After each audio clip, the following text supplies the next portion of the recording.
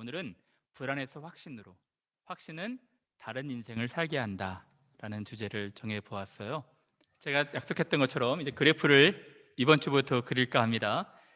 다윗의 인생 곡선입니다. 다윗의 인생 이야기예요. 엘라 골짜기에서 다윗이 이제 골리앗과 싸웁니다. 골리앗과 싸울 때에는 굉장하죠. 어떻게 할례받지 않은 이 백성이 우리 하나님을 욕하느냐 하면서 굉장한 신앙으로 골리앗 적장과 싸웁니다. 근데 그 뒤로 다윗의 인생 곡선을 그린다면 뚝뚝 떨어져요. 지난주에 살펴보았듯이 다윗이 잘못된 판단을 해요. 라마나옳 기억하십니까? 사무엘이 살았던 지역의 신학교였죠. 라마나옳 선지자들이 있었던 곳입니다. 라마나옳 간 것은 괜찮았어요. 그런데 거기서 사람을 의지하러 가지 않습니까? 누구였죠? 요나단이었습니다. 요나단을 의지하러 기부하러 가요. 도망가죠. 거기서도 큰 소득이 없자 어디로 갑니까? 제사장들이 있는 곳, 거기 노브로 갑니다. 이것은 잘못된 선택이었죠. 그래서 오늘 또 보겠지만 85명의 사람이 죽습니다. 다윗의 잘못된 선택 때문에. 노베 가서 이제 칼을 갖고 있습니다. 사람도 의지해보고 칼도 의지해보기도 하죠. 근데 거기서 또 정말 잘못된 선택을 합니다. 적진으로 망명을 떠나는 거예요. 가드로. 골리앗이 있었던 곳입니다. 가드. 근데 여기서 자기는 환영받을 줄 알았는데 신하들이 그를 죽이려고 하니까 미친 채 합니다. 목숨 부지하기 위해서 미친 채 하고 벽에다 막 오줌 싸기도 하고 막 침 흘리기도 하고 그래서 블레셋도 미치광이들이 많은데 얘까지 와야 되느냐 해서 쫓아내죠. 하나님께서 살리신 것이죠. 그래서 가드까지 가는데 여기서 특징은 기도했다는 내용이 없습니다. 근데 이제부터 기도하기 시작하는 거예요. 인생의 밑바닥으로 갔을 때 가서 이제 어디로 가게 되냐면 오늘 공부할 것입니다. 아까 보았던 사진 아둘람 굴로 가게 되는 것입니다. 아둘람 굴의 위치는 블레셋과 이스라엘의 경계선이었어요. 그래서 사울의 통치력이 미치지 못하는 것이었습니다. 거기를 건드리면 불쏘시개를 건드리는 거니까 전쟁할 수 있는 위험이 있었거든요. 그래서 이 아둘람 굴 큰 굴에 가서 살기 시작하는 것이죠. 다윗은 얼마나 불안했겠습니까? 다윗은 인생에서 자기를 미워하는 사람을 만나는데 그 미워하는 사람이 가족이었고 가족뿐만 아니라 힘있고 권력 있는 사람이었어요. 여러분, 힘있고 권력 있는 사람이 여러분들을 타겟으로 삼아서 미워한다면 버티기 힘듭니다. 그러지 않겠습니까? 다윗은 굉장히 불안했을 거예요.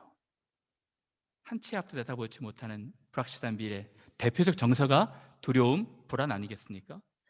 그래서 다윗은 사람도 의지해보고 자기 살 궁리하면서 자기 칼도 의지해보기도 하지만 하나님께서 그걸 허락지 않으셨죠. 여러분, 이제 아둘람에서부터 다윗은 새로운 인생으로 바뀝니다. 하나님께서 진짜 하나님의 나라의 왕으로 빚어가시는 거예요. 여기에서 어떻게 빚어가시는지 오늘 저랑 같이 함께 보도록 하겠습니다. 먼저는 다윗의 왕국을 만드시는 거예요. 어떻게? 다윗과 함께하는 동역자들을 주십니다. 동역자들 주시는데요, 한번 살펴보도록 하겠습니다. 그러므로 다윗이 그곳을 떠나 아둘람 굴로 도망하매 그의 형제와 아버지의 온 집이 듣고 그리로 내려가서 그에게 이르렀고. 아둘람 굴로 도망합니다. 누가 갔죠? 형제와 아버지의 온 집이 갑니다. 왜 그랬습니까? 다윗만 수배자가 된 것이 아니라 다윗의 온 집이 수배령이 떨어진 거예요. 그래서 이 부모와 형제들은 살 궁리를 하기 위해서 다윗이 있는 곳으로 찾아간 것입니다. 근데요, 부모와 형제만 간 것이 아니죠. 아둘람 굴에 사람들이 모이기 시작합니다. 어떤 사람들이 모일까요? 2절에 보시면 환난당한 자, 빚진 자, 마음이 원통한 자가 다 그에게로 모였고, 어느 정도 400명 정도 모이게 됩니다. 나중에 그일라에서는 200명이 플러스 돼서 600명이 모이게 되거든요. 여러분, 근데 누가 모이느냐가 되게 중요합니다. 환난당한 자, 원어로 보면 이 환난당한 자는 정치적으로 학대당하는 사람들, 그러니까 정치적으로 환난당하는 사람들. 나중에도 우리가 보겠지만 사울이 왕으로 돼서 정말 잘못한 게 뭔지 아십니까? 자기 측근들을 기용하는 거예요.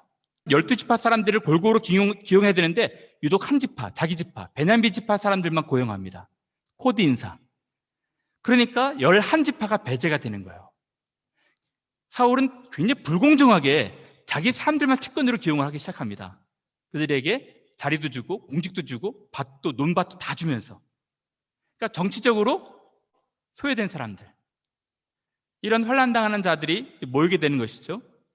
빚진 자들은 뭐냐면 자기 사람들에게 논과 밭과 포도원들을 다 주기 위해서는 백성들의 재산들을 다 빼앗는 것이거든요. 그리고 고리대금업을 하고, 그러니까 어쩔 수 없이 경제적으로 빚진 자들이 생겨나게 되는 것입니다. 원통한 자는 뭐냐면 영적으로 신정국가 아니겠습니까? 하나님의 나라임을 알고 하나님을 예배하는데 사울은 이제 나중에도 보겠지만 신정국가의 모든 시스템을 다 붕괴시켜버립니다. 그래서 영적으로 원통한 자들, 하나님을 의지하는 사람들, 정치, 경제, 또 영적인 부분, 사회적인 부분, 환난당한 자, 빚진 자, 또 원통한 자들이 여러분 여기에 함께 모이게 되면요 반역죄로 다스려진 것입니다. 85명도 죽였는데 400명 못 죽이겠습니까? 근데 다윗을 하나님의 기름 부음 받은 자를 알고 자기의 모든 것을 다 거는 것이죠. 이것은 굉장히 위험천만한 일이었습니다. 여러분, 이분들이 나중에 다윗 왕국을 세워요. 헤브론과 이스라엘을. 요압, 아브넬, 여러 중요한 인물들이 여기 다 들어갑니다. 다윗의 용사 33명이 있거든요. 나중에 또 보시겠지만 자기 목숨도 아까워하지 않는 충신들이 이곳으로 다 들어가는 거예요. 여기서부터 하나님께서 그의 나라를 만드시는 것입니다. 그래서 제가 여러분들한테 드리고 싶은 말씀은, 다윗은 자기 살궁리하면서 사람도 의지하고 칼도 의지하면서 자기 스스로의 어떤 길들을 찾아봤지만 다 허사였습니다. 모든 힘을 다 뺀 뒤에 이제 굴로 들어갔을 때 하나님께서 이제 일하시기 시작하는 거예요. 여러분, 하나님께서 일하시는 방식은 우리 스스로의 힘으로, 우리 스스로의 능력으로 어떤 살궁리하는 것이 아니라 힘을 다 빼게 하시는 거예요. 우리가 약할 때 하나님이 강하시고 우리가 내려놓을 때 하나님이 일하실 수가 있는 것입니다. 너무 놀라워요. 그리고 나서 사람들을 붙여주시는데요, 제가 시편에 다윗이 사울을 피하면서 아둘람 굴에 있을 때 지은 시들이 있거든요. 그 중에 두 편만 소개해 볼게요. 사무엘 상하와 여러분 시편을 같이 연결해서 읽을 때 굉장히 이것이 입체적으로 살아나요. 시편만 따로 읽으면 이 내용이 밋밋합니다. 근데 이 상황에서 이런 시편을 썼다는 것을 이해하셔야 되거든요. 내가 소리내어 여호와께 부르짖으며 소리내어 여호와께 간구하는도다. 내가 내 원통함을 그의 앞에 토로하며 내 우환을 그의 앞에 진술하는도다. 내용이 크게 상할 때에도 주께서 내 길을 아셨나이다. 내가 가는 길에 그들이 나를 잡으려고 올무를 숨겼나이다. 오른쪽을 살펴보소서. 나를 아는 이도 없고 나의 피난처도 없고 내 영혼을 돌보는 이도 없나이다. 여호와여, 내가 주께 부르짖어 말하기를 주는 나의 피난처시요 살아있는 사람들의 땅에서 나의 분깃이라 하였나이다. 사람 의지하지 않습니다. 내가 여호와께 소리내어 부르짖으며 간구하는도다. 내가 오른쪽을 봐도 아는 이가 없고 나의 피난처도 없고 내 영혼을 돌보는 이가 없나이다. 하나님은 나의 피난처이십니다. 이제 기도하기 시작하죠. 한 편만 더 볼게요. 시편 57편입니다. 다윗이 사울을 피하여 굴에 있던 때에 지은 시입니다. 하나님이여, 내게 은혜를 베푸소서. 내게 은혜를 베푸소서. 내 영혼이 주께로 피하되 주의 날개 그늘 아래에서 이 재앙들이 지나기까지 피하리이다. 내가 지존하신 하나님께 부르짖으며 곧 나를 위하여 모든 것을 이루시는 하나님께로다. 하나님이여, 내 마음이 확정되었고 내 마음이 확정되었사오니 내가 노래하고 내가 찬송하리이다. 내 영광아 깰지어다. 비파야 수금아 깰지어다. 내가 새벽을 깨우리로다. 주여, 내가 만민 중에서 주께 감사하오며 문나라 중에서 주를 찬송하리이다. 무릇 주의 인자는 커서 하늘에 미치고 주의 진리는 궁창에 이르나이다. 사람도 의지해보고 칼도 의지해보았지만 허사였어요. 이제 내가 확정하고 확정하니 하나님은 나의 피난처십니다. 내가 새벽을 깨우겠습니다. 아침마다 기도했던 것 같아요. 그리고 하나님의 그 성실하심들을 깨닫게 된 것이죠. 하나님이 일하시는 방식이 무엇이었습니까? 힘을 다 빼게 하는 거예요. 그리고 이제 사람을 붙이십니다. 누구? 환난당한 사람, 억울한 사람들, 빚진 사람들, 원통한 사람들. 얼마나 불안하겠어요, 이 사람들도.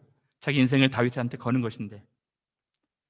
그래서 제가 여기서 잠깐 적용을 먼저 하고 싶은 것이 뭐냐면, 여러분들도 좀 불안한 사회에 살고 있지 않습니까? 누가 코비드19가 터질 줄 알았어요? 한 치 앞도 내다보지 못하는 것이 인생입니다. 청년들, 여러분들 인생이 여러분들 뜻대로 되겠습니까? 그렇지 않아요. 장년들은 다 경험적으로 아시죠?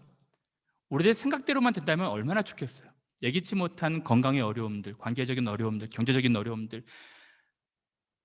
곳곳에 도사리고 있습니다. 누구를 의지하겠어요? 여러분들을 사랑하시고 여러분들을 향하신 가장 선하신 계획을 갖고 계신 하나님을 의지해야 되지 않겠습니까? 그리고 여러분, 하나님이 여러분들을 위로하시기 위해서 사람들을 붙여주시는 거예요. 너무너무 귀한 사람들. 그래서 제가 두 번째로 적용하고 싶은 것은 사람 귀하게 여기십시오. 여러분들이 만나는 모든 사람들 귀하게 여기세요. 그래서 저는 정말 이 뼛속 깊이 하나님께서 깨닫게 해주신 것이 있어요. 한 사람 한 사람 영혼이 귀하다는 것. 저는 그래서 철칙이 뭐냐면, 제가 어떤 관계를 억지로 만들기 위해서 어떤 유명한 사람이라든지 저를 좀 잘 이끌어줄 사람들 억지로 관계를 만들지 않습니다. 다가가는 관계보다 다가오는 사람들한테 더 소중하게 하는 것이 제 철칙이에요. 억지로 막 만들려고 하는 관계보다 하나님께서 붙여주시는 사람들, 우리 교회로 보내주시는 사람들, 최선 다하는 것입니다. 많은 사람들이 어떤 라인을 타기 위해서, 줄 타기 위해서 자기를 좀 끌어줄 사람이 위해서 의지하고 그러거든요. 물론 그런 관계도 중요하겠지만 여러분들을 찾는 사람들, 여러분들을 따뜻하게 의지하는 사람들 귀하게 여기십시오. 그리고 만나는 모든 사람들을 여러분들 귀하게 여기셔야 돼요. 제가 캠브리지에 오래 있었잖아요. 여러 경험들을 하게 되는데요. 어떤 한 친구, 제가 기억나는데 포닥하는 친구였어요. 근데 어떤 비슷한 동년배와 아주 관계가 많이 깨져가지고 원수지간이 돼버렸어요. 저렇게까지 해도 되나 싶을 정도로 너무 싫어하는 거예요. 자기는 그 사람만 만나면 너무 화가 나고 너무 싫대요. 근데 나중에 한참 시간이 지나가 두 분이 다 한국에 들어갔거든요. 근데 이 분이 어느 좋은 대학의 교수 자리가 거의 끝까지 심사가 갔어요. 근데 그 임용 담당하는 책임자가 자기와 원수지간이 되었던 사람의 아주 절친이었어요. 결과적으로는 떨어졌거든요. 제가 그런 것을 보면서 사람은 어떻게 언제 만날 줄 모르니까 붙여주시는 사람들을 소중하게 여겨야 돼요. 선지 집사님 보면서도 제가 참 너무 놀라웠는데, 집사님 예전에 여기 포닥 자리를 찾다가 몇 군데가 안 돼가지고 캠브리지를 마지막으로 지원을 했는데, 중국 친구, PhD를 공부하는 친구를 그냥 평상시에 한두 번 도와준 것 같아요. 근데 그 PhD 하는 친구가 심사위원으로 들어간 거예요. 원래 교수들이 들어가야 되는데. 그래서 그 친구가 적극적으로 이분은 꼭 뽑아야 된다고 해서 여기서 포닥 자리가 났거든요. 그때 느낀 것이 뭐냐면, 사람은 어떻게 어느 자리에서 만날지 모르니까 하나님께서 붙여주시는 사람들을 정말 소중하게 여겨야겠다, 그런 생각들을 하게 되었어요. 캠브리지라는 곳에서 만나는 모든 사람들을 소중하게 여기셨으면 좋겠어요. 정말 어리석은 사람들은 여기서 관계가 이렇게 좀 어긋나가지고 적을 만드는 사람들입니다. 서로 존중하고 용서하고 포용하고, 이 아둘람굴 같은 곳에 하나님께서 여러분들 위해서 붙여주시는 것입니다. 만나는 사람들, 청년들도 마찬가지입니다. 청소년들도 마찬가지고, 언제 어디서 하나님께서 여러분들 통해서 또 도움을 주실 수 있고 또 어떻게 격려하실지도 몰라요. 사람 귀하게 여기시길 바랍니다. 하나님께서 붙여주시는 영혼들이에요. 계속 진행해 볼게요. 근데 이 다윗이 이제 아둘람굴에 있는 사람들이 더 몰기 시작하거든요. 여러분, 아둘람굴의 규모가 꽤 컸지만 여기서 모든 사람들이 있을 수는 없었어요. 사람들이 더 모이기 시작하자 부모님들을 옮깁니다. 3절 4절에 보시면 다윗이 거기서 모압 미스베로 가서 모압 왕에게 이르되 하나님이 나를 위하여 어떻게 하실지를 내가 알기까지 나의 부모가 나와서 당신들과 함께 있게 하기를 청하나이다 하고 부모를 인도하여 모압 왕에 나아갔더니 그들은 다윗이 요새에 있을 동안에 모압 왕과 함께 있었더라. 부모를 지금 모압 땅으로 모시거든요. 이게 잘한 일이었을까요? 잘못한 일이었을까요? 가드로 간 일은 잘못한 것이었죠. 근데 모압 땅도 이방 땅 아니겠습니까? 그래서 모압 땅으로 가서 자기 부모를 의탁하는 거예요. 모압 왕에게. 잘못한 일이 아니라 어쩔 수 없는 일이었어요. 왜냐하면 아둘람굴에 사람들이 너무 많아지니까 근거지를 좀 옮겨야 됐었거든요. 그래서 이제 모압 땅으로 옮기는데 왜 모압이었을까? 왜 모압이었을까요? 모압은 다윗의 외가였습니다. 모압 여인 룻 기억하시죠? 보아스와 룻이 결혼해서 오벳을 낳았고 오벳이 결혼해서 이새를 낳았고 이새가 다윗을 낳잖아요. 그래서 다윗의 외가로 간 것입니다. 그래서 모압 왕이 받을 수밖에 없는 관계였어요. 부모는 나를 버렸지만 다윗은 부모와 형제들의 목숨을 소중히 하기 위해서 지금 챙기는 것입니다. 그렇죠. 근데 여기서 다윗의 놀라운 일을 발견하게 돼요. 보시면 다윗이 거기서 모압 미스베로 가서 모압 왕에게 이르되 하나님이 나를 위하여 어떻게 하실지를 내가 알기까지 하나님을 의지하고 있었던 것입니다. 가드와 다르죠. 하나님이 정확한 메시지를 주실 때까지 제 부모님 지금 아둘람굴에 함께 살기가 불편합니다. 제 부모님 좀 맡아주시면 좋겠습니다. 다윗은 여전히 모압 땅에 갈 때에도 하나님을 의지하고 있었어요. 그리고 이제 하나님 말씀이 들리기 시작합니다. 5절에 보시면 선지자 갓이 다윗에게 이르되 너는 이 요새에 있지 말고 떠나 유다 땅으로 가라. 다윗이 떠나 헤레스풀에 이르니라. 하나님의 사람 선지자의 이야기를 귀담아 듣는 것입니다. 하나님이 제게 어떻게 하실지 알려주실 때까지 그의 음성에 귀 기울이다가 이 선지자의 말씀을 들었던 것이죠. 다윗도 불안했겠지만 다윗도 한 치 앞도 내다보지 못하는 자기의 불확실한 미래를 바라보면서 두렵고 무섭고 불안했겠지만 더 불안한 사람이 있습니다. 그 사람이 누구인지 아세요? 사울입니다. 사울은 쫓기는 자도 불안하지만 쫓는 자도 불안한 거예요. 사울은 완전히 광기, 미친 사람이 되어가고 있거든요. 지금 얼마나 이 불안한지 아무도 못 믿어요. 자기 아들도 못 믿고 신하들도 못 믿습니다. 자, 사울을 보시면 6절에 사울이 다윗과 그와 함께 있는 사람들이 나타났다함을 들으니라. 헤레스폴가에 가게 되니까 다윗이 노출이 된 것입니다. 노출이 되어서 사울에게 들렸어요. 그때 사울이 기브아 높은 곳에서 손에 무엇을 듭니까? 단창을 드는 거예요. 이것이 사울의 인생이었습니다. 원래 왕은 홀을 가지고 있어야 됩니다. 홀, 지팡이를 갖고 있지 않아요. 늘 단창을 갖고 다닙니다. 언제 어디서도 다윗을 죽이기 위해서, 또 마음에 맞지 않는 신하들은 다 죽이기 위해서 단창을 들고 에셀 나무 아래에 앉았고, 사울은 꼰대짓을 하고 있는 것입니다. 자기는 앉아있고 자기 참모들은 다 일어서라고 한 거예요. 모든 신하들은 그의 곁에 섰더니, 이것이 하나님 없는 인생에 살아가는 방식입니다. 손에 경쟁자와 어떤 자기를 해한 자와 복수하기 위해서 칼을 갖고 있는 것입니다. 그리고 경쟁자를 쓰러뜨리고 그 위에 올라서고 싶어하는 서양 사람들이 살아가는 방식일 수 있겠죠. 사울의 특징이 무엇입니까? 항상 칼과 단창을 갖고 다니는 거예요. 근데 우리 믿는 사람들, 하나님을 신앙하는 사람들의 살아가는 방식이 무엇입니까? 예수께서 말씀하셨죠. 뭐라 말씀하셨습니까? 예수께서 이르시되 내 칼을 도로 칼집에 꽂으라. 칼을 가지는 자는 다 칼로 망하느니라. 사람들은 눈에서 피눈물 나면 다른 사람에게도 피눈물 나야 돼요. 오른팔을 다치게 하면 똑같이 대응을 해야 됩니다. 그러나 우리 믿는 사람들이 살아가는 방식 그것이 아니라는 거예요. 내 칼집에 꽂으라. 내려놔라. 칼로 일어선 자는 칼로 망하게 될 것이다. 우리 청장년부 온라인 미팅을 함께 참여하고 왔어요. 중요한 주제로 너무 잘 이렇게 모임을 갖더라고요. 오늘 주제는 차별이었습니다. 차별, 인종차별. 여러분, 우리가 외국인으로서 외국 땅에 살아갈 때 차별을 많이 받잖아요. 기분 나쁘죠. 마음 아픕니다. 근데 여러분, 절대 여러분들이 하지 말아야 될 방식은 되갚아주는 방식인 것이죠. 나를 무시해? 내가 높은 자리에 와서 내가 참 잘 돼가지고 한번 보자. 그것은 기독교인들의 방식이 아니에요.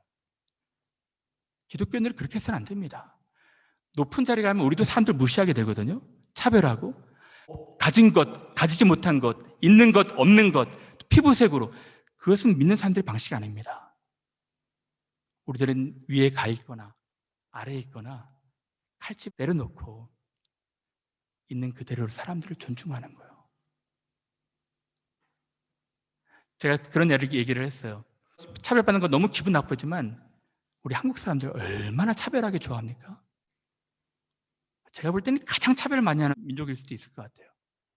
외국인 노동자들, 삼국에서 온 사람들, 방글라데시, 베트남 이런 사람들 얼마나 차별합니까? 있는 것, 없는 것으로 차별하고 피부색으로 차별하고. 믿는 사람들은요, 그래서는 안 됩니다. 내 이웃을 내 몸처럼 사랑하라. 이것이 크리스찬들의 방식입니다. 여러분 절대 그렇게 하지 마세요. 내가 두고 보자. 내가 잘 되면, 내가 조금 더 높은 자리에 가면, 낮은 자리에 있을지라도 여러분들은 그들을 섬기는 자리로 부름받고 있는 것입니다. 너무 놀라운 것은요, 사울은 지금 계속해서 자기 경쟁자였던 다윗을 죽이려고 에셀나무 아래에서 단창을 가지고 다니거든요. 하나님 방식이 무엇입니까? 사울이 가지고 다녔던 그 단창에 사울이 죽습니다. 그것이 하나님 방식이에요. 사울이 나중에 덕진에서 싸우다가 죽음을 당하게 되는데 자기 옆에 신하한테 자기를 죽여달라. 근데 신하는 그걸 할 수 없다. 자기 칼로 자기가 죽는 거예요. 그리고 길앗 야베스 에셀나무 아래에 매장이 된 것입니다. 이것이 하나님 방식입니다. 원수 갚는 것이 내게 있으니 너는 가만히 있으라. 내가 갚을 것이다. 이것이 그리스도인들이 믿는 방식입니다. 하나님께 맡기는 거예요. 우리 손으로 하는 것이 아닙니다. 하나님 다 보고 계시죠? 모든 걸 맡깁니다. 그것이 신앙입니다. 이것이 크리스찬들이 살아가는 방식인 것이죠. 너무 놀랍습니다. 하나님 일하시는 방식은. 사울이 그렇게 벼르고 벼렸던 칼로 자기가 죽고 에셀나무 아래 매장이 되는 거예요. 여러분, 이 사울은요, 이 정치를 참 잘못합니다. 계속 진행해 볼게요. 7절에 보시면 사울이 다윗이 왔다는 이야기를 들었어요. 그리고 사울이 곁에 선 신하들에게 이르되 너희 베냐민 사람들아 들으라. 이새의 아들이 너희에게 각기 밭과 포도원을 주며 너희를 천부장 백부장을 삼겠느냐? 여기서 큰 잘못을 우리가 확인하는데요. 어떤 잘못입니까? 아까도 잠깐 언급했지만 왕은 요직의 사람들을 등용할 때 12지파 사람들을 등용해야 됩니다. 사울은 출신이 어디입니까? 베냐민 지파 사람이었어요. 자기는 누구도 못 믿겠다는 거예요. 베냐민 지파 사람들만 고용하기 시작합니다. 너희 베냐민 사람들아 어떻게 고용합니까?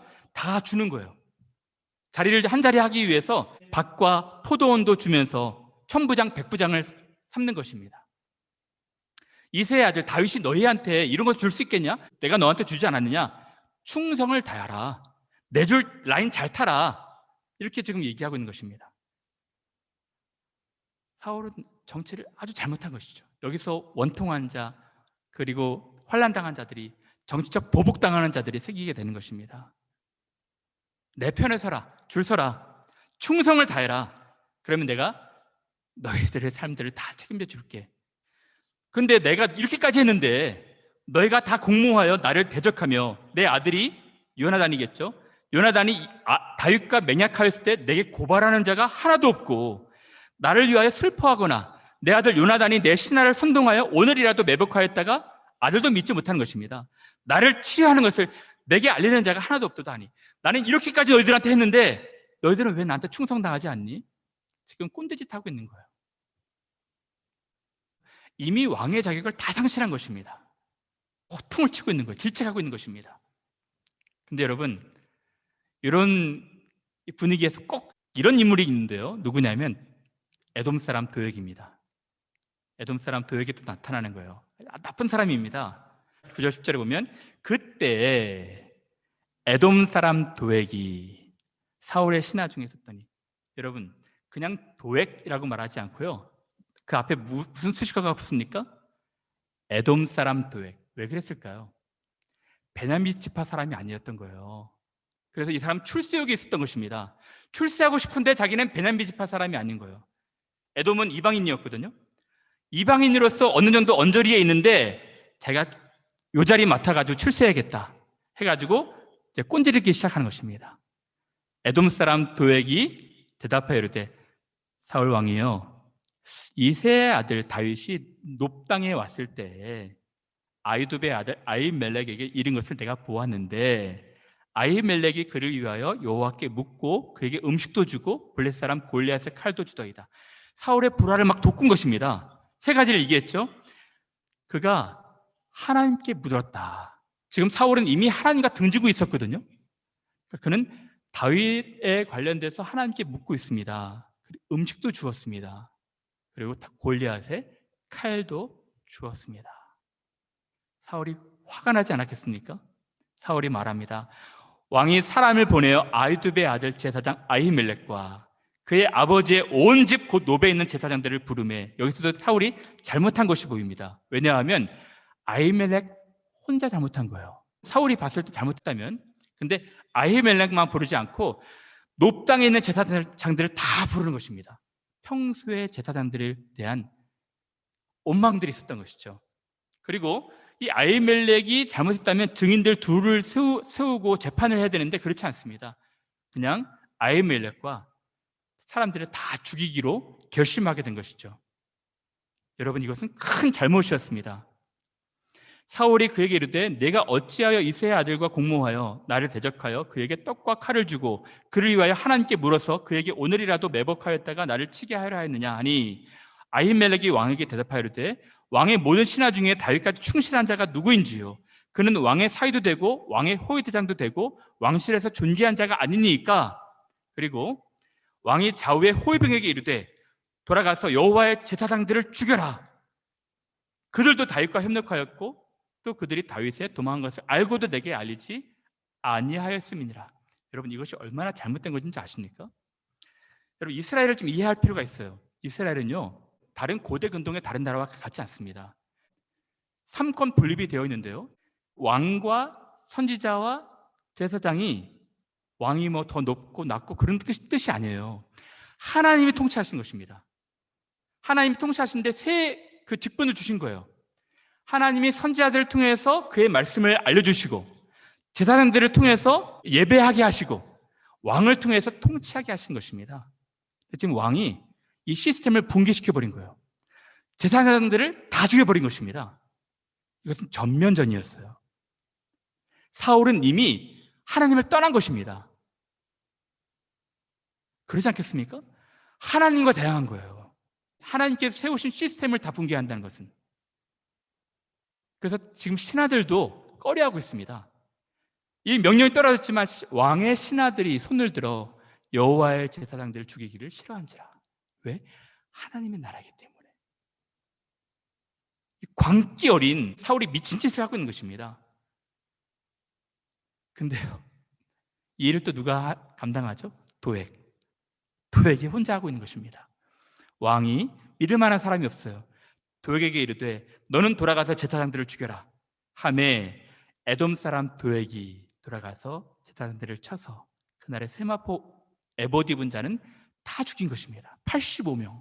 그것뿐만 아니라 성읍 노베 남녀와 아이들과 젖먹는 자들과 소와 나귀와 양을 도액이 친 것입니다. 자기 출세요. 사울에게 딱 빌붙어서 이런 학살이 자행이 된 거예요. 끔찍한 학살이. 여러분, 사울은 정말 무서울 정도로 광기에 사로잡히는 인물입니다. 나중에도 보시겠지만 신접한 여인 무당한테 찾아가거든요. 하나님이 사울을 일방적으로 버린 것이 아니라 사울이 하나님을 버린 것이죠. 근데 여러분, 하나님께서 이 나라를 내버려 두시겠습니까? 하나님께서 이 나라를 포기하지 않으셨어요. 이제 하나님께서 이제 일하시는 방식으로, 그의 방식으로 이 나라를 진행해 가시는 거예요. 하나님이 어떻게 일하시고 계실까요? 한 제사장을 살려주세요. 그 제사장은 아비아달이었습니다. 아히두베의 아들 아히멜렉의 아들 중 하나가 도망갑니다. 피하였으니 그의 이름은 아비아달이라. 그가 도망하여 다윗에게로 가서 사울이 여호와의 제사장을 죽인 일을 다윗에게 알리매. 하나님은 이제 사울이 하나님을 등지고 떠났기에 다윗의 왕국을 만들고 계시거든요. 근데 왕국에서 필요한 것이 무엇입니까? 선지자와 제사장이었습니다. 아까 선지자 갓 선지자를 세웠고요. 이제 제사장 아비아달을 세우는 것이죠. 그러면 이제 누가 필요합니까? 왕이 필요하겠죠. 왕은 이제 다윗으로, 이미 기름 부음 받은 다윗으로 하나님께서 빚어가시지 않습니까? 근데 다윗의 그 다음을 보십시오. 다윗은 하나님의 사람으로 빚어져 가요. 어떻게 빚어가시는지 보시면 다윗이 아비아달에게 이르되 그날에 에돔 사람 도액이 거기 있기로 읍당에 있을 때 그가 반드시 사울에게 말할 줄을 내가 알았노라. 내 아버지의 집이 모든 사람 죽은 것이 내 탓이로다. 자기의 잘못을 인정하기 시작한 것입니다. 자기가 그렇게 잘못된 판단만 하지 않았어도 이 85명의 사람이 죽지 않았을 텐데 모든 책임을 자기한테 돌리는 것이죠. 인정하는 것입니다. 이것이 내 책임이고 내 탓이었구나. 그러나 아비아달아, 두려워하지 말아라. 내게 있어라. 내 생명을 찾는 자가 내 생명도 찾는 자니 내가 나와 함께 있으면 안전하리라. 확신이 드는 거예요. 어떻게 이 확신이 들었을까요? 사울이 그나마 자기가 계속 살려줬었는데 제사장들을 죽이는 것을 보고 사울이 하나님을 버렸구나. 그리고 하나님께서 자기에게 기름 부음 받게 하신 것을 생각하면서 하나님이 자기 인생을 빚어가실 것을 확신하게 되는 것이죠. 내가 나와 함께 있으면 안전하리라. 인간은 연약해요. 부족합니다. 그래서 잘못도 많이 하고 실수도 많이 합니다. 그러나 하나님이 연약하고 부족한 인간들 할지라도 하나님께서 사랑하시는 그 사람의 잘못과 실수도 합력하여 선을 이루게 하셔서 하나님이 일하시는 거예요. 다윗이 얼마나 이 라마나요 너 가드 잘못된 선택을 했습니까? 그러나 하나님께서 그를 사랑하셔서 선지자 제사장을 통해서 하나님의 나라를 만들고 계셨고 400명의 용사들을 붙이시면서 이제 그 나라 준비하고 계시는 것이었습니다. 사랑하는 여러분, 이제 말씀을 마칠까 합니다. 여러분, 우리는 불안한 시대를 살아가요. 우리가 살아가는 이 세상은 변화무쌍한 변덕스러운 세상입니다. 어떻게 우리 미래가 바뀔지 또 어떤 길목에서 어려움들을 만날지 아무도 몰라요. 정말 이러한 불안한 세상에서 의지할 분은 불변하시는 하나님 한 분입니다. 사람들은요 변합니다. 사람들은 자기가 유리한 쪽으로 다 옮기는 거예요. 근데 하나님은 변개치 않으시는, 시건하지 않으시는 분이십니다. 요한복음 13장 1절에 제가 제일 좋아하는 구절, 예수님이 세상에 있는 자기 사람들을 사랑하실 때 끝까지 사랑하시니라. 세상에 있는 자기 사람들을 사랑하실 때 끝까지 사랑하시는 것입니다. 그 하나님 의지해야 되는 거예요. 그리고 하나님께서 여러분들 사랑하셔서 우리가 너무 홀로서기에 부족하고 연약한 인물들이기에 너무너무 소중한 사람들을 붙여주신 것입니다. 그래서 여러분 한 사람 한 사람 소중하게 여기세요. 모든 사람들, 인연과 악연 모든 사람들을 그리고 하나님께서 여러분들을 그 사람들을 통해서 빚어가시는 것입니다. 하나님이 우리가 연약하더라도 우리의 고난을 통해서 우리를 빚어가실 것이고 마지막 날에 우리를 그의 아름다운 사람으로 세우실 거예요. 시편 57편 한 절만 다시 생각해보고 마치고 싶은데요. 하나님이여 내게 은혜를 베푸소서, 내게 은혜를 베푸소서. 내 영혼이 주께로 피하되 주의 날개 그늘 아래서 이 재앙들이 지나기까지 피하리이다. 내가 지존하신 하나님께 부르짖으며 곧 나를 위하여 모든 것을 이루시는 하나님께로다. 하나님이여, 내 마음이 확정되고 내 마음이 확정되었사오니 내가 노래하고 내가 찬송하리이다. 오늘도 여러분들을 사랑하셔서 여러분들 향해서 선한 계획을 갖고 계신 하나님 신앙하시며 신뢰하시며 주어진 길들 잘 걸어가시는 귀한 분들 되시기를 바랍니다.